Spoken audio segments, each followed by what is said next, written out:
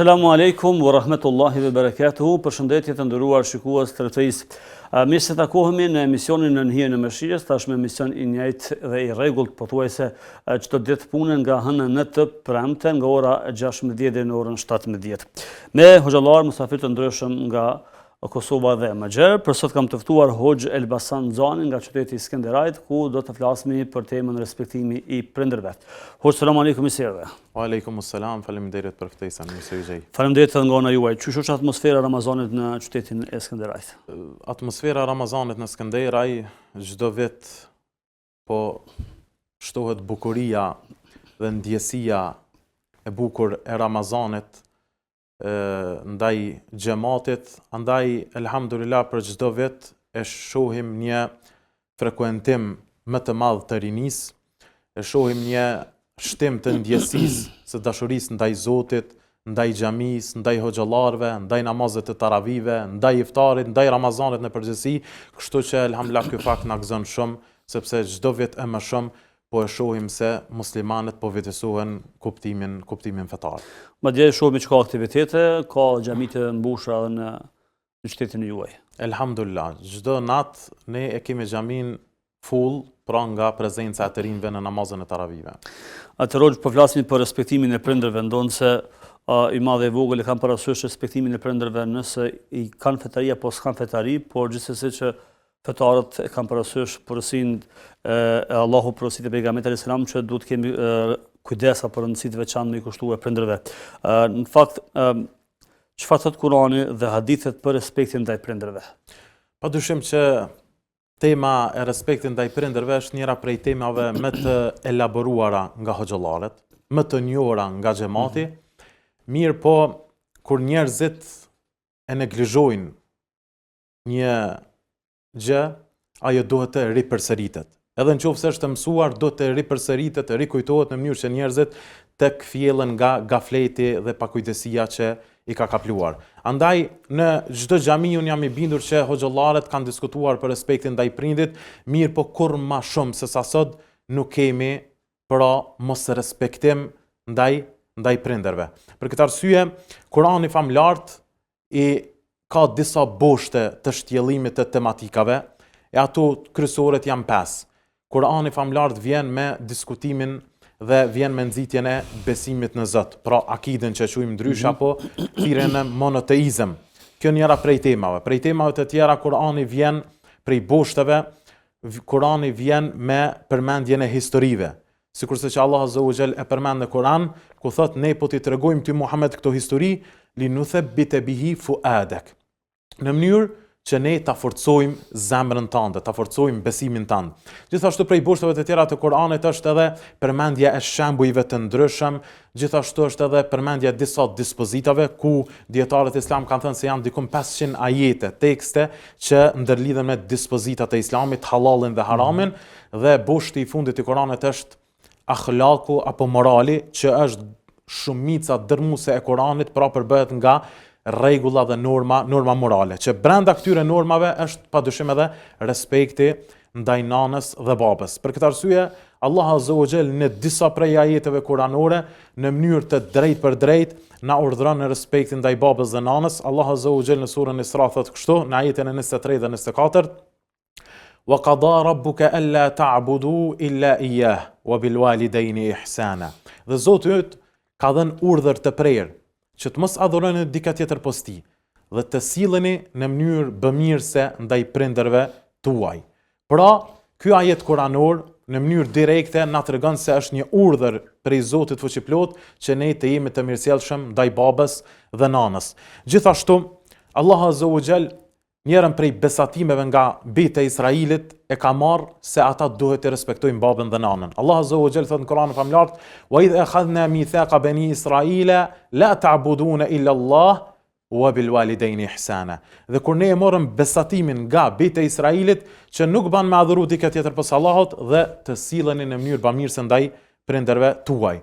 Gjithashtu Allah Azza wa Jall në Kur'anin famlart na tregon për sjelljen e Ibrahimit a.s. ndaj babait e tij, ndonse ai ishte pabesimtar, ndonse ai ishte idhujtar, ishte prej kokave kryesore të idhujtarisë, atëherë çka i tha Ibrahimi a.s. tha ja abeti fa'al ma tu'mar satajiduni inshallah min as-sabirin. O babajem, bën çka dush, vepro si të duash ndaj meje, ke më gjet mu dërimtar ndaj teje. Gjithashtu, Allah Azza wa Jall në një kontekst tjetër e përmend njërin prej veçorive të pejgamberëve që ka qenë në respektin ndaj nanës dhe babës. Pra që i bjen se çdo pejgamber i Allahut Azza wa Jall ka qenë model dhe shembull në respektin ndaj nanës dhe babës. Për shembull, Yahya alayhis salam, Allah Azza wa Jall kur e cilson si pejgamber, thot wa barram bi walidayhi wa lam yakun jabbaran asiya. Ka qenë Yahyaja respektues ndaj babës dhe nanës dhe nuk ka qenë pra një njeri i cili e ka kundërshtuar Allahun Azza wa Jall dhe ka qenë i ashpër. Gjithashtu edhe Isa alayhis salam, birin e Meryemës, ai e përshkruan në Kur'an veten e vet ku thot wa barram bi walidati wa lam yaj'alni jabbaran shaqiya. Dhe un jam i mirësjellshëm ndaj nënës time, pra Meryemës, dhe Allahu nuk më ka bërë mua pra të ashpër dhe të padëgjueshëm. Kjo sa i përket ajeteve dhe ka ajete të shumta të tjera, por kemi edhe hadithet pejgamberit sallallahu alaihi wasallam që janë të shumta. Tek ajetet është mënyra, do thot, urdhërore? Padyshim, Allahu kur than Kur'an surën Isra wa qada rabbuka, Zoti ka dhënë urdhër të prerë që të mos adhuroni dikë tjetër posti dhe të silleni, por edhe të silleni në mënyrë bamirëse ndaj prindërve tuaj, pra është mënyra urdhërore në gjuhën arabe. Nuk ka diskutim këtu. Padyshim, dhe në një ajet tjetër kuranor thot Allah Azza wa Jall wa wasayna al-insana bi walidayni ihsana, dhe ne kemi porositur njeriu që pra të jetë i mirësjellshëm ndaj prindërve të tij. Dhe kemi shumë hadithe që e përmendin respektin ndaj babës dhe nanës, po prej tyre që janë më të përzgjedhura, pejgamberi sallallahu alaihi wasallam thot ridallahi fi ridal walidain wa sakhatuhu fi sakhatihima. Kënaqësia e Zotit është në kënaqësinë e prindërve. Hidhrimi i Zotit është në hidhrimin e tyre. Gjithashtu pejgamberi sallallahu alaihi wasallam një ditë prej ditësh është pyetur nga Ibn Mesudi, Ejul a'mali ahabbu ila Allah, cilat janë veprat më të dashura tek Allah Azza wa Jall? Çka tha? As-salatu ala waqtiha, namazi në kohën e vet. Pastaj i tha cila? Tha birrul walidain. Pastaj tha respektin ndaj nanës dhe babës. Pastaj tha cila ja Rasulullah? Pastaj tha el jihadu fi sabilillah. Pra shikoje, e ka parakaluar pejgamberi sa dhe i ka dhënë përparësi respektin ndaj nanës dhe babës para luftës në rrugën e Allahut Azza wa Jall, që tregon për rëndësinë e madhe që kanë prindrit. Atëherë hoxha, si renditet respekti ndaj prindërve? Nan, pastaj baba, dhe pse kjo renditje kështu? Zakonisht neve u bëjmë pyetjen fëmijëve, kë e do më shumë, babën apo nanën, kë e përzgjedh më shumë. Dhe gjithmonë tentojmë që t'i mësojmë që t'i duan të dytë, pra të mos bëjnë dallime mes tyre. Dhe në esencë në Islam respekti ndaj nanës dhe babës duhet të jetë i barabartë. Por mund të shtrohet pyetja se ndaj kujt kemi hak më shumë. Kush ndoshta meriton një lloj respekti, një lloj doze të respektit më shumë prej tjetrit. Atëherë neve Islami na mëson se në këtë kuptim nëna ka hak më shumë. Nëna meriton për kujdesi më shumë. Dhe këtë mësojmë nga hadithi e pejgamberit sallallahu alaihi wasallam, kur vjen një person dhe i thot men ahaqqun nasi bi husni sahabati. O Rasulullah, kush meriton respekt më të veçantë për i prindërve të kon? Kënd duhet me respektu më shumë? Tha ummuk, tha nënën tënde. Pastaj tha ummuk, pastaj nënën tënde. Pastaj tha nënën tënde, dhe në herën e katërt tha babain tënd. Në një transmetim tjetër pasi që përmend babain thot pastaj ata që janë më poshtë se sa prindrit e tu. Andaj sipas këtij hadithi dhe sipas shumicës dërmuese të dietarëve fukahave islam, nana ka hak 3 hise më shumë se sa babai në çështjen e respektit, lëvatimit, mirësjelljes e kështu me radhë. Pra nana ka hak më shumë për shkak edhe të hekjave që i ka, ose kohës që ka më të veçantë ndaj fëmijëve. Padyshim, sepse mund të shtrohet pyetja pse nana, pse pejgamberi alayhis salam dhe pse Islami i jep përparësi nënës para babait kur njerëzit do të jenë të barabartë.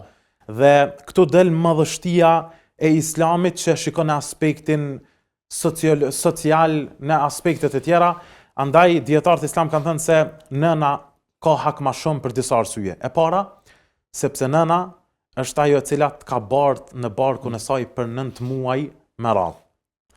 Dhe gjatë kësaj periudhe nënës i ndrohen hormonet, i ndrohet edhe shija e ushqimit, i ndrohet edhe gjumi. Pra i ndrohet komplet sistemi i jetës për shkak të bartjes tënde në barkun e saj.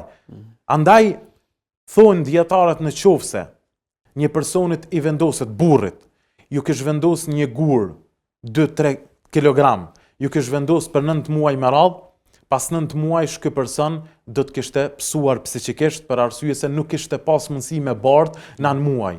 Kurse nana, Allahu Azza wa Jall ja ka dhënë atë fuqi, atë mirësi që ta bart, pra një foshnjë për 9 muaj, pa marrë parasysh që rregullimeve që i ka. Dhe Allah Azza wa Jall ka përmend në Kur'an famulart, hamalathu kurha, e ka mbajt me vështirësi, wa wada'athu kurha, dhe e ka nxjerr një tën kësaj bote me vështirësi. Andaj e para, nanat ka bart 9 muaj me të gjitha vështirësitë.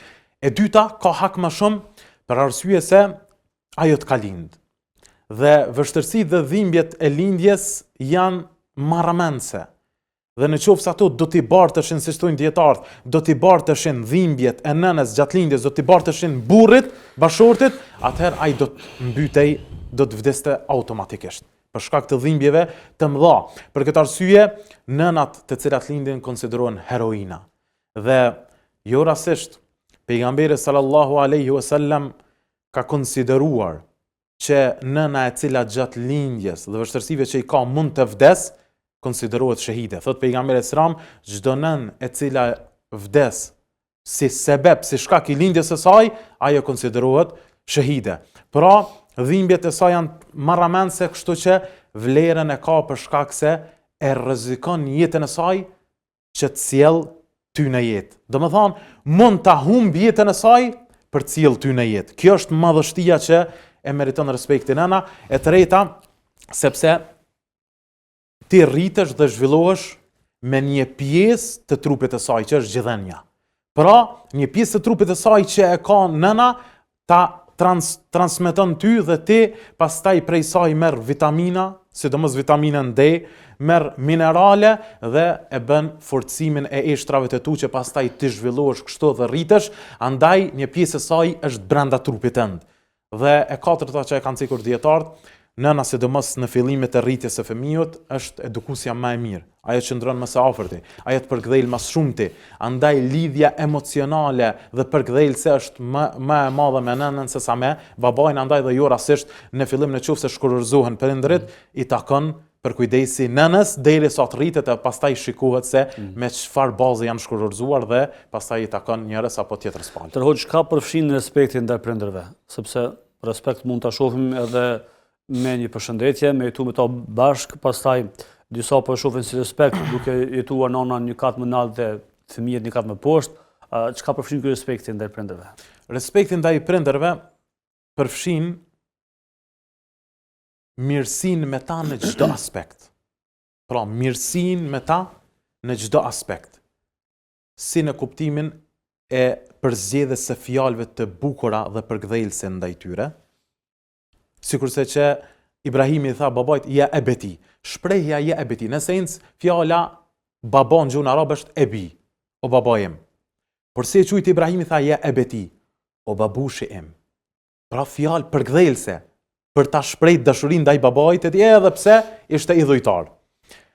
Pra fjalë të mira, për këtë arsye Allahu tha në surën Isra tha wala taqul lahuma uffin wala tanharhuma. Mos i thuaj atyre as of, pra fjalë të këqija, dhe mos i fal fjalë që i hidhërojnë ata. Mirësjellja ndaj tyre në kupton që ti të kujdesesh ndaj tyre si në aspektin fizik, por edhe ashtu në aspektin material. Për këtë arsye një person shkon te pejgamberi sallallahu alaihi wasallam dhe ankohet për çështjen e pasurisë, atëherë që të mos shpenzoj ndaj prindërve të tij, atëherë tha, ti dhe pasuria jote është i takon babait tan.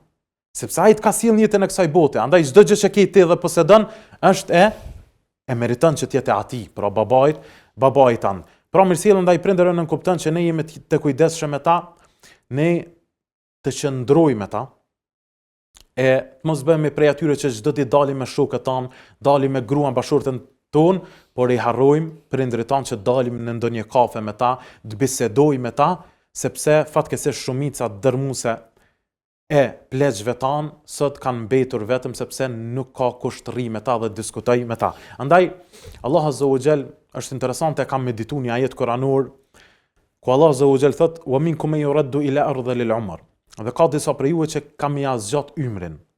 Kam ia zgjat ymrin. Dhe lërë që do t'ja zgjas ymrin, por ka me ardhur deri në ditët më të nënçmuara. Kur e kanë diskutuar dietarët çka janë ditët më të nënçmuara, kanë thënë kur plaku i shtyrë në mosh kërkon me vdek ma shumë se sa me mbet gjallë. E unë tash e përkthej e meditoj me aspektin e medjave. Shkon gazetarja në përsheshet e ndryshme të qyteteve dhe e pyet njërën prej pleqve, Migj, a je lodh? Përgjigjet Migja, thot po, ka pak kështu me radhë. Thot, për çka ke dalë në shesh? Tha, kum dalë për arsye se nuk kam me kanë me qëndru. Po a ke fëmijë? Po i kam 9 fëmijë mos i paqa. Ma mirë është për mu me vdek se sa me mbet gjallë, sepse të gjitha ta kanë dalë edhe më kanë lanë vetën. Pra shikoj se në çfarë gjendje ka ardhur çështja e kam meditu këtë ajet, pra ka dikush që ka me lyp vdekjen ma shumë se sa jetën, e ne po e shohim çdo ditë në përsheshet tona të qyteteve. Dhe në këtë rast, nëse kemi edukat fetare, nuk kishte më ndodhur që kjo, do nëse edhe në familjet fetare po ndodh që po migrojnë dhe pilanët në shtëpi të mbyllura. Do të shtëpi komode, por që pa njerëz nuk ka rëndësi vleraja. Padyshim që feja ndihmon në respektimin e prindërve, por në të njëjtën kohë ndikon edhe çështja e karakterit të njeriu. Dhe pse njeriu e fal namazin, nuk nënkupton kjo që ka arritur në dozën e lartë të kujdesit ndaj prindërve. Ndonjëherë, fatkeqësisht, ndodh që edhe nga fetarët kemi mos respektim të prindërve, kemi braktisjet e tyre. Andaj është një ves, është një dukuri negative që i ka goditur edhe fetarët, por edhe jo fetarët. Por padyshim që tek fetarët ndoshta është doza më e vogël sepse feja është ajo e cila ndikon fuqishëm që njerëzit të përmirësohen në raport me prindërit. Dhe atyre mos u thuaj as of. Çka tutje nëse ne kemi fjalë të tjera, dim të i rëndojmë me fjalë, dim të lëmë vetëm, dim të mos i respektojmë, dim të mos i marrim me vete. Dietarët islam kur e kanë komentuar këtë fjalën of, kanë thënë Allah Azza wa Jalla ka përmendur si fjalë sepse është fjala më e paktë dhe më e lehta që mundet me ju thonë babës dhe nanës në kuptimin negativ. Por thonë, sikur Zoti, sikur të kishte ndonjë fjalë më të lehtë dhe më negative për prindërit se sa fjala of, Allahu do ta kishte përmendur në Kur'an. Allahu do ta kishte përmendur në Kur'an. Andaj, kuptimi i këtij ajeti është që çdo gjë që është më e madhe se sa fjala of në kuptimin negativ nuk bën që thuhet ndaj prindërve. Andaj, në njërën prej diskutimeve të dietarëve, thot njëri prej tyre, thot edhe nëse Zoti nuk e kishte sjell këtë ajet, me fjalën mos i thuaj atyre as of. Nëse Zoti asnjë ajet në Kur'an nuk kishte zbrit për respekt ndaj babës dhe nanës, logjika e njeriut do të thoshte ti duhesh dhe e ke obligim të kujdes ndaj atij që të sjellën jetën e kësaj bote. Hoxh, si mund të shprehet respektin ndaj prindërve në jetën e përditshme? Pra, ndoshta mund të jemi disa shembuj, meqense ne jetojmë në fakt me prindër, por si mund të respektohet në këtë rast? Më së miri që mund të shprehet është, siç thash edhe më herët, qëndrimi me ta. Prindërit kënaqësinë më të madhe ndaj fëmijëve të tyre kanë kur fëmijët e tyre e gjejnë kohën adekuate, ndonse mund të jenë të zënë me punët e tyre, e gjejnë një kohë adekuate ku qëndrojnë me ta, bisedojnë me ta, i përgdhelin ata. E jo sikurse që kemi ardhur në këtë kohë kur koha më shumë ti që shfrytëzohet është me shokët, me bashortët dhe prindërit e kemi lanë vetëm. Andaj dil me ta, diskuto me ta. Shko vetëm me babën nëse nuk e ke babën, shko vetëm me nënën, dil në ndonjë restoran, diskuto me të, fol me të, buzëqeshje asaj, e kështu me radhë. Për këtë arsye, fatkeqësisht një pjesë e madhe e ka neglizhuar këtë dhe ndoshta njëra prej dukurive negative që unë dua ta tërheq vërejtjen edhe prej fetarëve dhe jo fetarëve është kërkesa kur dalin çiftet që të takohen, kërkesa e parë cila është nuk dua të jetoj me prindërit. Nuk dua të jetoj me prindërit. Dhe kjo mund të jetë një kërkesë normale për gruan, mirë po ne respektin ndaj tyre mund ta kthejmë në tjetër verzion, sikur ta pyesim vajzën ose bashortën e cila do të jetë në të ardhmen. A ke dëshirë që babës dhe nanës tanë me i thanë pra reja e tyre, me ju thanë nuk dua të jetoj me juve? Nuk ke dëshirë. Atëherë, ti ende nuk e ke plotësuar imanin, siç thot besimin, siç thot pejgamberi selam, la yu'minu ahadukum hatta yuhibba li akhihi ma yuhibbu li nafsihi. Nuk ka besuar askush prej jush derisa mos ta doj për tjetrin atë që e don për vetveten. Andaj thuhet dhe është transmetuar nga një mik i afërm se gruaja bashortja e kishte kurzuar që të mos e vizitoj babën dhe nanën djali bashorti dhe ose përndryshe do të ndahet. Bashorti kishte pranuar me një kusht që edhe gruaja e tij mos ta vizitoj babën dhe nanën e saj. Dhe kjo është ngjarje e vërtetë, cilën ma ka treguar vetë personi. Dhe kalon një muaj, mërzitet pak gruaja. 2 muaj, 3 muaj, gruaja, sepse nga natyrshmëria është mërzia kur nuk e sheh babën dhe nanën.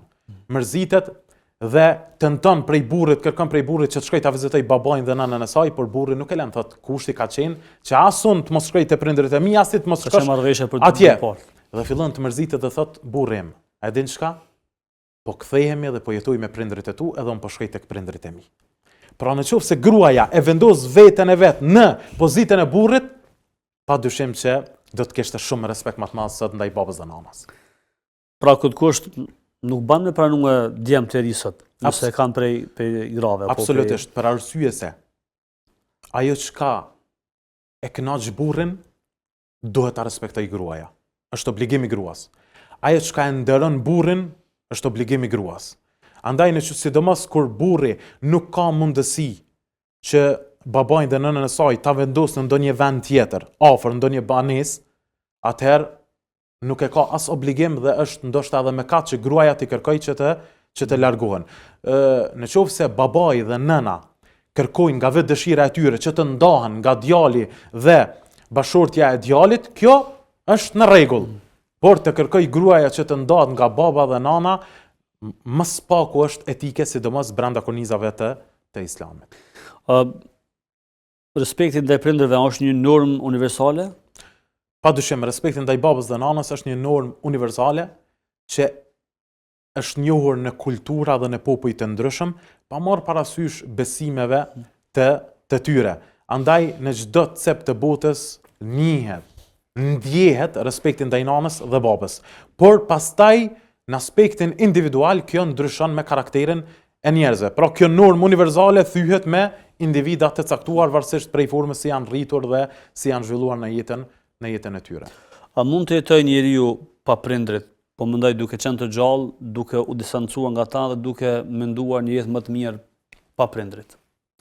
Njeriu mund të jetojë këtë jetë, por është jetë e gafletit, e pakujdesisë. Është jetë e cila i jepet më shumë rëndësi materializmit se sa anës shpirtërore. Unë nuk kisha mujt me paramendu një person i cili ka logjik të shëndosh. E ka babën dhe nanën gjallë, e që të distancohet prej tyre dhe të largohet prej tyre dhe të mos i interesoj për nanën dhe babën. Unë nuk mund ta paramendoj këtë njeri. Dhe mas mirë ti këtë gjë e vrejnë ata cilat nuk i kanë prezent babën dhe nanën. Ata do të kishin ndruar që jemi pikërisht muajin e bekuar të Ramazanit ta bënin një iftar me babën dhe nanën e tyre. Ndoshta shumë njerëz sot ndrojnë dhe nashta në sofrat e iftarit çojnë pse nuk e kanë babën dhe nanën. Andaj është e palogjikshme për mua, është larg njerëzillëkut, pra që njeriu t'ia kthej shpinën atij që e ka sjellë në ekzistencë, që është baba dhe nana. Atëherë në shoqëri moderne që po shohim sot, pra kryesisht po flasim në Kosovë, një pjesë e madhe kanë respekt për prindrit. Përkundër asaj që ka po s'ka fetari dhe shoqëria po modernizohet çdo ditë më tepër. Për këtë rast njëkohësisht po është një sfidë e re, sepse respekti ndaj prindërve po dallon shumë me kohën para 10 viteve ose ndoshta edhe para 5 viteve, në formë ka një respekt të prindërve, po jo siç do duhet të ishte. Kështu që në këtë rast kjo sfida e modernitetit çish më menaxhu edhe nga fetarët, po edhe nga jo fetarët, të cilët dashur pa dashur po ndikohen nga ky modernitet. Padyshim që respekti prindërve në kohën moderne që thash ka ka humbur dhe është zbehur fuqishëm, elementi kryesor që mund ta sjell përsëri në dritë nga kjo errësirë të mërshme është dini Allahut Azza wa Jall dhe kuptimi i drejtë i ajeteve kuranore. Kuptimi i drejtë i tyre. Kur njeriu e mediton Kur'anin, e don fjalën Allahut Azza wa Jall dhe kalon para këtyre ajeteve ku Zoti në mënyrë të drejtë për drejtë tha, unë kam urdhëruar që të mos adhuroni dikë tjetër pas meje dhe të silleni në mënyrë bamirëse. Shikoje, nëse e mediton këtë ajet kuranor i bjen që Zoti në një ajet në të njëjtin vend e ka vendos adhurimin ndaj Zotit me respektin ndaj babës dhe nanës. Që i bjen se në tjera vende nuk i ka lidh këtu gjëra bashkë. Nuk i ka lidh. Kështu që pra me ibadete tjera. Andaj kjo tregon që pas adhurimit ndaj Zotit, adhurimi më i madh është respekti ndaj nanës dhe babës. Dhe në kohën moderne ne mendoj që duhet i kthehemi dinit Allahut Azza wa Jall në mënyrë që ta shtojmë dozën ndaj respektit për babën dhe nënën. Gjithashtu ajo që mundet me ndiku është edhe rrethi dhe shoqëria. Nëse keti një rreth fetar që ka frikë Allahun Azza wa Jall dhe të njëjtën kohë të dërgon ligjërata që ka të bëjnë me respektin ndaj babës dhe nanës, dhe të njëjtën kohë vetë janë model në respektin ndaj nanës dhe babës, do të ndikojë edhe tek ti. Por nëse ti qëndron me një shoqëri e cila nuk e respekton babën dhe nanën, e cila ja ka kthy shpinën babës dhe nanës, padyshim që ti do të jesh pra në fenë dhe në botkuptimet e atij shoku dhe të atyre shokëve. Andaj fatkeqësisht në kohën moderne, sidomos në kulturat perëndimore, në një rast që më kanë treguar, djali ka marrë vesh që i ka vdek baba pas 6 muajsh. Dhe ai është nga Kosova, është i gjaku ton, është i lëkurës ton. Dhe si e ka marrë vesh? E ka marrë vesh jo pse ka dashur me thirr pas 6 muaj babën si e ke shëndetin, por sepse i është dashur nga qyteti i atij vendit, i është dashur një përkthim i tokave në mënyrë që ta trashëgoj tokën pra djali. Dhe kur e ka thirr babën e vet, nuk e ka hap telefonin dhe pastaj ka menduar se ka ndodhur diçka. Kur ka shku atje, e ka thy derën dhe ka zbulu që baba ka vdek 6 muaj.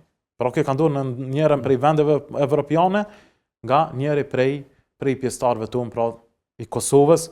Andaj kjo tregon se ne kemi filluar që t'i marrim kulturat perëndimore në këtë aspekt. Një prej kulturave, nëse mund të themi kështu, është kohë të fundit që baba ka pensionin e vet ose punon dhe nuk ka nevojë për ndihmën time. Por jo të gjithë prindërit punojnë ose sepse varet nga mosha që e kanë. Disa padyshim që kanë një pension që e marrin, por që ka nevojë ndoshta për një mbështetje financiare. Këtë përmani si model që ajo ka rrugën e vet, jetën e vet dhe unë kam rrugën time dhe jetën time. A duhet më jap parën herë prindit edhe nëse ai ndoshta s'ka nevojë për 10 euro standin? Babai karshi fëmijëve të vet nuk ka nevojë për para. Ka nevojë për përkthjelje, ka nevojë për respekt. Kjo është pasuria më e madhe që e posedon prindi. Pra ka nevojë që ti dhurosh diçka, t'ja japësh një dhuratë. Kjo e vlerëson atë. Kjo ja zgjat ymrin, ja zgjat jetën atij. Andaj edhe pse ka babai penzion, ne duhet t'i dërgojmë dhurata. Ne duhet t'i japim para nëse ka nevojë. Ne duhet t'i dërgojmë në darkat e ndryshme si thash.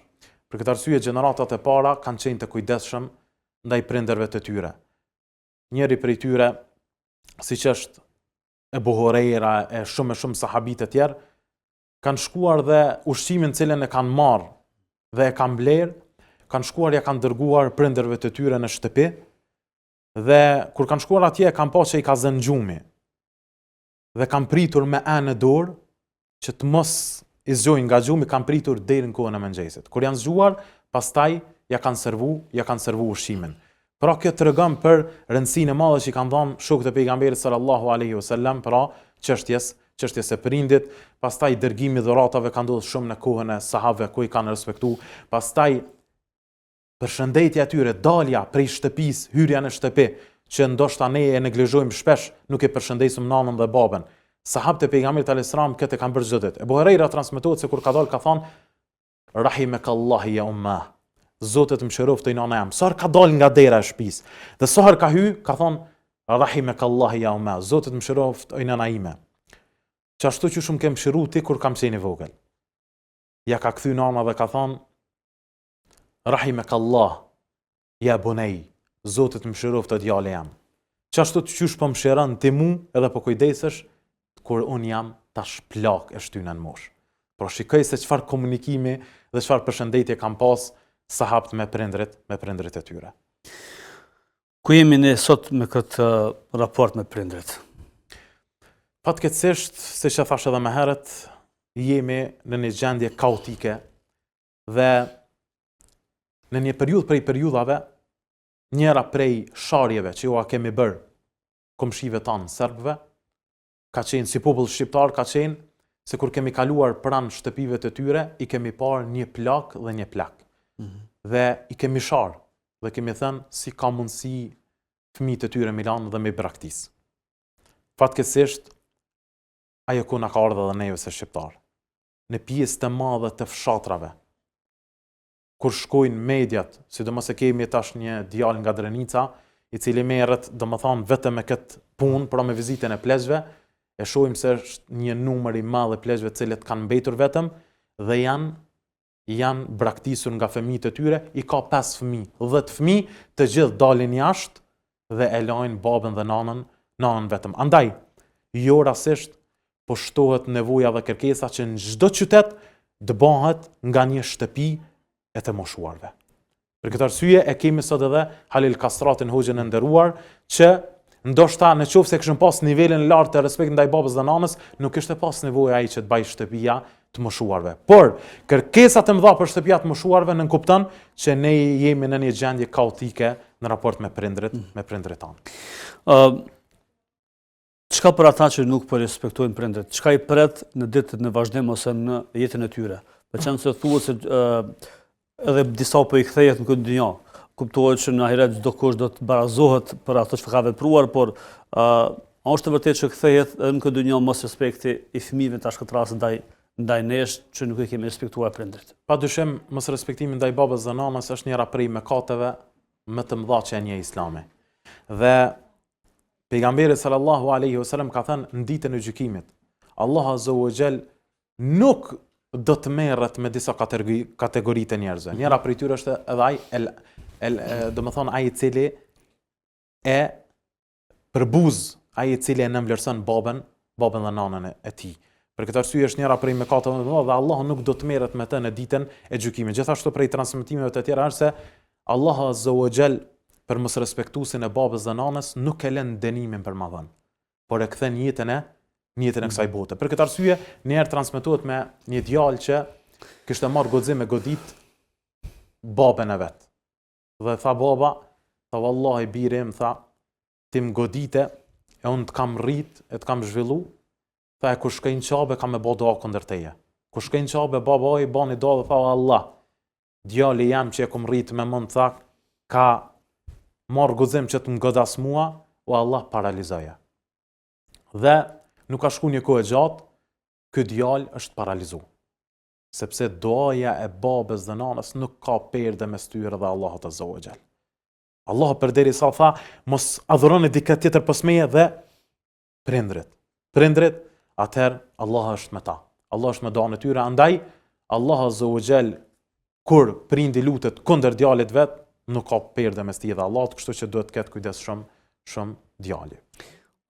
Pra lutja e prindrit për fëmijët është shumë e rëndësishme për evladët që ta kenë parasysh, edhe për të mirë edhe për të keq. Padyshim. Sepse kemi shumë shembuj që janë lutë pra prindrit për fëmijët e tyre për të mirë dhe kemi hoxhallare, kemi njerëz të rëndësishëm që kanë treguar vetë që nona ka bërë dua lutje dhe ajo dua lutje është pranuar dhe sot ata janë në pozitat që i kanë. Padyshim. Pra meritë duas nanës. Shumica e dietarëve islam që janë dietarë dhe kolos të mëdhenj të Islamit, siç është Imam Buhariu, Imam Shafiu, e shumë të tjerë kanë qenë jetim dhe kanë mbetur vetëm me nënat e tyre. Dhe kur jam pyetur pse keni marrë ju këtë lloj prestigji, kanë thënë sepse nënat tona janë lutur shumë për neve dhe të njëjtën kohë nuk na kanë ushqyer me ushqim haram. Për këtë arsye nana Imam Buhariut thotë kur djalit tem nuk i kum dhënë diçka në gojë ushqim haram. Andaj dhe si rezultati i kësaj pra dhe kanë dalë burra të mëdhej. Nëse diçka nuk i shkon mirë djalit ose vajzës, a mund t'i thot nanës ose babës, lutë për mua? Padyshim. Dhe lutja që mund të pranohet më shumti është lutja prej babës dhe nanës. Sepse këta janë më të afërmit e djalit dhe e ndjejnë, padyshim, domethënë kur luten ata për djalin e tyre, luten sikur të luten për vetveten e tyre, sepse ndjejnë nga thellësia e shpirtit të tyre. Për këtë arsye pra, duhet gjithmonë që të kërkojmë prej prindërve tanë lutjen, pastaj prej njerëzve të devotshëm e kështu me radhë. A më mirë me shku numre një 5-6 herë vet apo një herë me nanën me babën? Padyshim, umrja me nanën dhe me babën është prej gjërave më të rëndësishme dhe besoj prej ndjesive më të bukura dhe më të mira. Padyshim. Se po shohim njerëz që udhtojnë shpesh herë në umre, por që të vetëm. Në qoftë se kanë mundësitë që të shkojnë me babën dhe nanën, atëherë duhet që ta harrojnë këtë opsion që të shkojnë vetëm. Në qoftë se nuk kanë mundësi, atëherë mirë është që të shkojnë vetëm ta kryjnë e pastaj kur t'i bëjnë mundësi të shkojnë me prindrit. Si është çështja tek prindrit të cilët janë të padrejtë ose jo besimtar, ose jo musliman? Sa i përket duhet të respektojnë. Sa i përket prindërve jo besimtar, në qoftë se ata kanë një fe tjetër dhe ti ke fe tjetër, Islami na thotë se ata duhet të respektojmë. Dhe niveli i respektit ndaj tyre duhet të jetë gjithmonë, si janë besimtar, edhe në qoftë se nuk janë besimtar. Por nuk duhet të dëgjojmë në urdhrat e tyre për braktisjen e fesë tonë. Për këtë arsye, rregulla e Islamit na thotë la ta'ata li makhluqin fi ma'siyati al-khaliq. Nuk ka nënshtrim ndaj krijesës duke i bërë te i kalim të kufive krijuesit. Pra, nuk ka nënshtrim ndaj babës dhe nanës për ta lënë fenë dhe besimin islam e për ta hidhruar Allahun subhanahu wa ta'ala. Andaj, ne nuk i pasojmë në urdhrat e tyre për të keq, por ne duhet të respektojmë ata. Për këtë arsye, Allah azza wa jalla thotë në Kur'an: "Wa in jahadaka litushrika bima laysa laka bihi ilm, fala tuti'huma wa sahibhuma fi ad-dunya ma'rufa." Dhe në qoftë se ata dy prindrit të nxisin ty që ta lësh fenë dhe të më bësh mua ortak, pra të më bësh kufër, të më mohosh mua, atëherë mos i pasoti ata. Por në jetën e kësaj bote ndaj tyre je i kujdesshëm, je i mirësjellshëm. Pra, pjesa e parë është që nuk pasohen në urdhra të cilat e hidhrojnë Allahun azza wa jall, por të njëjtën kohë pjesa e dytë na thotë që respekti ndaj tyre duhet të jetë maksimal. Dhe ky ajet thuhet se ka zbrit për Sa'd ibn Abi Waqqas, njëri prej shokëve të pejgamberit sallallahu alaihi wasallam, ku nëna e tij ishte jo besimtare, i dhujtare, dhe i thonte: "Ose leje fenë e Muhamedit, ose unë nuk do të ha ushqim dhe do të vdes." Filloi ditën e parë nuk ngreni ushqim dhe as nuk piju. Filloi ditën e dytë dhe u lodh shumë. E pastaj zbriti ajeti kuranor e i tha Sa'dit: "O nëna ime, edhe nëse Zoti t'i jep 100 shpirtra, unë nuk do ta praktisi fenë e vërtetë."